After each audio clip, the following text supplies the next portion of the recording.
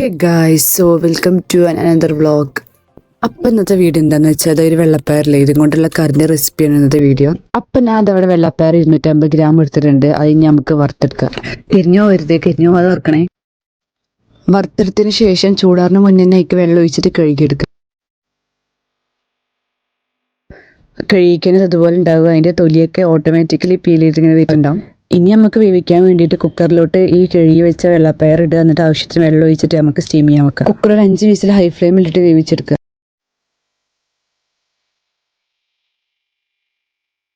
ഇത് നമ്മൾ വെള്ളപ്പയർ ഇത് അവിടെ വെന്തിട്ടുണ്ട്. ഇനി നമ്മൾ വേറൊരു പാത്രത്തിലോട്ട് മാറ്റിയിട്ട് അതിലോട്ട് 1/2 ടേബിൾ സ്പൂൺ മഞ്ഞൾപ്പൊടിയും 1 ടേബിൾ സ്പൂൺ മുളക് പൊടിയും 1 ടേബിൾ സ്പൂൺ മല്ലിപ്പൊടിയും പിന്നെ ആവശ്യത്തിന് ഉപ്പ് ഇട്ടിട്ട് ഞാനിവിടെ ഒരു വലിയ തക്കാളി എടുത്തിട്ടുണ്ട്. ചെറുതാണെങ്കിൽ 2 എടുത്തോളിയും. പിന്നെ അതിലോട്ട് നമ്മൾ പുളി നെല്ലിക്ക വലുപ്പത്തിലൊരു പുളിയും പിഴിഞ്ഞ് ഒഴിക്കുക. എന്നിട്ട് നമുക്കൊരു 10 മിനിറ്റ് മീഡിയം ഫ്ലെയിമിൽ അടച്ചേക്കാം.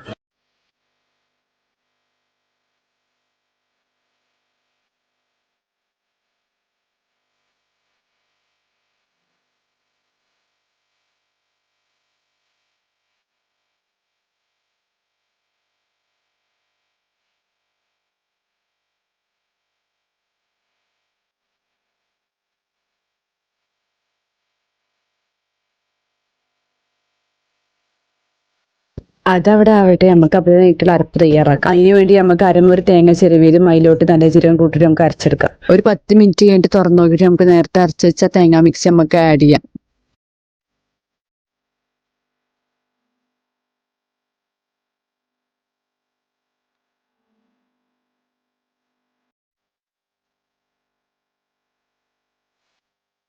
ഇനി നമുക്ക് കഴിക്കുന്ന താളിപ്പ് തയ്യാറാക്കാം. അതിന് വേണ്ടിയിട്ട് വേറൊരു ചട്ടി വെക്കുക. അതിലോട്ട് വെളിച്ചെണ്ണ ഒഴിച്ചിട്ട് ചതച്ച വെളുത്തുള്ളിയും കുറച്ച് കറിവേപ്പില ഇട്ടിട്ട് നമ്മൾ നേരത്തെ മാറ്റി വെച്ച് സാറിലോട്ട് ആഡ് ചെയ്യാം.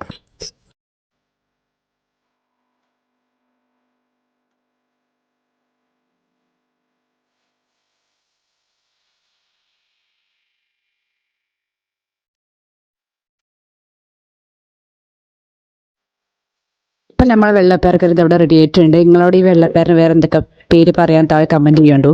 അപ്പം നിങ്ങൾ മറക്കാതെ ട്രൈ ചെയ്ത് നോക്കി താഴെ ഫീഡ്ബാക്ക് അറിയിക്കണേ. ഒപ്പം സബ്സ്ക്രൈബ് ബട്ടൺ ഒന്ന് ക്ലിക്കും കൂടി ചെയ്യണേ. അപ്പം ഇന്നത്തെ ഇവിടെ ഇത്രയുള്ളൂ. നെക്സ്റ്റ് വീഡിയോ ആയിട്ട് വീണ്ടും വരാം. അപ്പോൾ ഓക്കെ, ബൈ.